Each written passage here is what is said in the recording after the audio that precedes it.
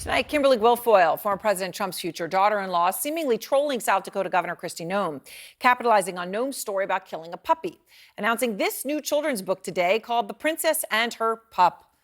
Hillary Clinton definitely trolling Noem, repurposing a 2021 post, quote, "Don't vote for anyone you wouldn't trust with your dog," writing today, still true.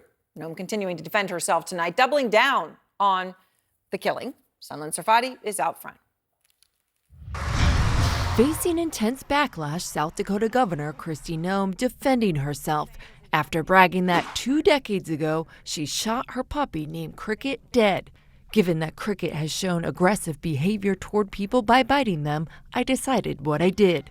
Noem's newest statement about the incident, her second explanation in 3 days, coming after bipartisan uproar and horror, mocking her for what many see as animal cruelty. Noem scrambling to reframe it in a good political light. Quote, "Whether running the ranch or in politics, I have never passed on my responsibilities to anyone else to handle, even if it's hard and painful." In her forthcoming memoir, Noem describes her 14-month-old white-haired pointed puppy that she tried to use for pheasant hunting, a hobby that she has talked about in the past. You know, I loved it from the time I was little, and we ran a hunting lodge for many years. We started a hunting lodge, so I spent years guiding hunters. Noem says her puppy Cricket was untrainable, dangerous, and worthless as a hunting dog, according to excerpts obtained by The Guardian.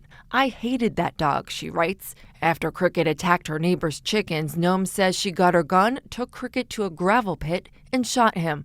It was not a pleasant job, but it had to be done. In that same incident, Noem then went on to kill a goat she owned because he was nasty and mean, that the goat smelled disgusting, musky, rancid, and had knocked over her children in the past. We have a very special woman who's hot as a politician. She's doing an incredible job in South Dakota. She's the governor, Kristi Noem.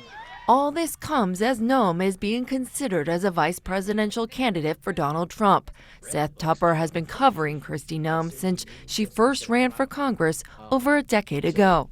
Probably the thought before it came out was that this would help her with Trump, that, makes her look like this sort of gun-toting, strong Western figure who's unafraid to shock people. Noem has been positioning herself for years. If Donald Trump is convicted in this trial, will you still support him in November?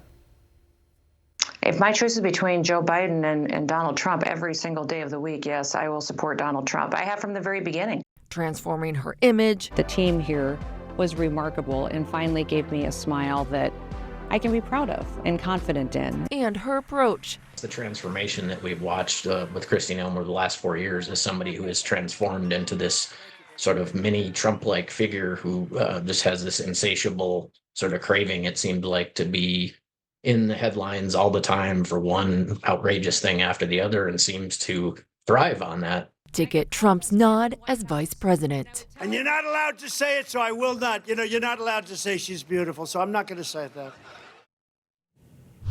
And sources tell CNN's Kristen Holmes that Trump World is very aware of how bad this story is for Noem. So the question now is, of course, how does this hurt her prospects of potentially being Trump's VP pick? And if this story that, of course, has appalled so many was a serious miscalculation for her to share.